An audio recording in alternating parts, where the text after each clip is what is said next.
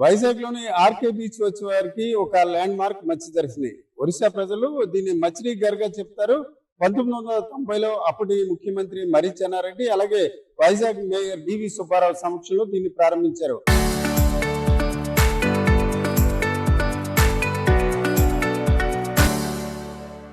అంటే 1990 నుంచి ఇప్పుడు 2026 అంటే దాదాపు 36 సంవత్సరాలుగా ఈ మత్స్య దర్శిని కొనసాగుతుంది. అయితే ఈరోజు ఆదివారం ఉదయం దీన్ని కూల్చివేత ప్రక్రియ జరుగుతుంది. అయితే దీనికి 2 అంశాలు ఎందుకు కూల్చారు అనే విషయం పక్కన పెడితే దీనికి సంబంధించి చాలా కీలక అంశాలు కూడా కొనసాగుతున్నాయి. విశాఖ నగరం అంతగా అభివృద్ధి చెందని దశలో విశాఖ అంటేనే ఒక చేపలు అలాగే ఇతర మత్స్య సంపద అంశానికి సంబంధించి ప్రజలకు తెలియజేసే క్రమంలో దీన్ని మత్స్య దర్శిని ఏర్పాటు చేశారు. మత్స్య దర్శినిలో వివిధ రకాల వేరు సముద్ర గర్భంలో ఎట్లాంటి జీవులు ఉంటాయి, ప్రధానంగా చేపలు ఉంటాయి, ఆ చేపల జీవనం అలాగే దానికి సంబంధించిన ఇతర అంశాలను వైజాగ్ వచ్చే పర్యాటకులకు అలాగే ఇక్కడ చదువుకున్న విద్యార్థులకు తెలియజేసే క్రమంలో మత్స్య దర్శిని ఏర్పాటు చేశారు.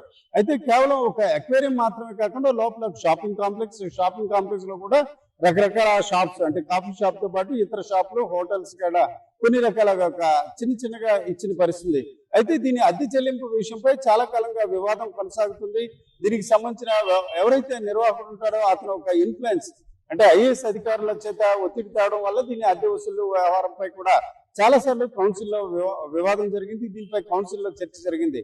తాజాగా చూసుకుంటే దాదాపు 7.5 కోట్లు జీవీఎంసీకి దీనికి సంబంధించిన కాంట్రాక్టర్ చెల్లించాల్సిన పరిస్థితి. ఈ దశలో ఈ రోజు కూల్చివేత ప్రక్రియ జరుగుతుంది. అయితే ఎందుకు కూల్చివేస్తున్నారనే విషయంపై చెప్పడానికి అధికారులు అందుబాటులో లేరు.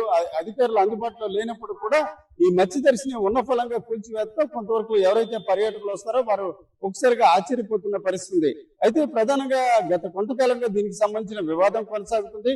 ముఖ్యంగా అద్దె చెల్లించకపోవడం అలాగే ఇతర లోకల్ షాపింగ్ మాల్ కి సంబంధించిన షాప్స్ కూడా సబ్లీజ్ కూడా ఇచ్చిన పరిస్థితి. ఇవన్నీ కూడా ఒక వివాదాస్పదంగా కొనసాగుతున్న పరిస్థితి. ఈ దశలో దీన్ని కూల్చివేత వెనక ఒక రకమైన ఇంజనీరింగ్ అధికారుల నివేదిక తీసుకున్నారు. ఆంధ్ర యూనివర్సిటీకి సంబంధించిన సివిల్ ఇంజనీర్లు స్ట్రక్చరల్ ఇంజనీరింగ్ సంబంధించిన ఒక నివేదిక తీసుకున్నారు.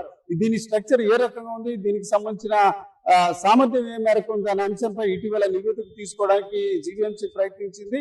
అందులో భాగంగా జీవీఎంసీ పరిశీలనలో ఒక నివేదిక ద్వారా తెలుసుకున్న అంశంలో భాగంగా ఈ రోజు కూల్చినట్టు తెలుస్తుంది. దీనికి సంబంధించి దాదాపు 36 సంవత్సరాల క్రితం దీన్ని ప్రారంభించారంటే ఖచ్చితంగా ఒక సంవత్సరం ముందుగానే దీని నిర్మాణ పనులు జరిగే అవకాశం ఉంటుంది. ఈ దశలో అంటే దాదాపు 36-37 సంవత్సరాల క్రితం నిర్మాణం చేపట్టడం అలాగే సముద్రానికి దగ్గరగా ఉండడంతో దీంట్లో ఉపయోగించే స్టీల్ అలాగే ఇతర ఐరన్ వ్యవహారాలకు సంబంధించి కొంత తుప్పు పట్టే అవకాశం ఉంటుంది.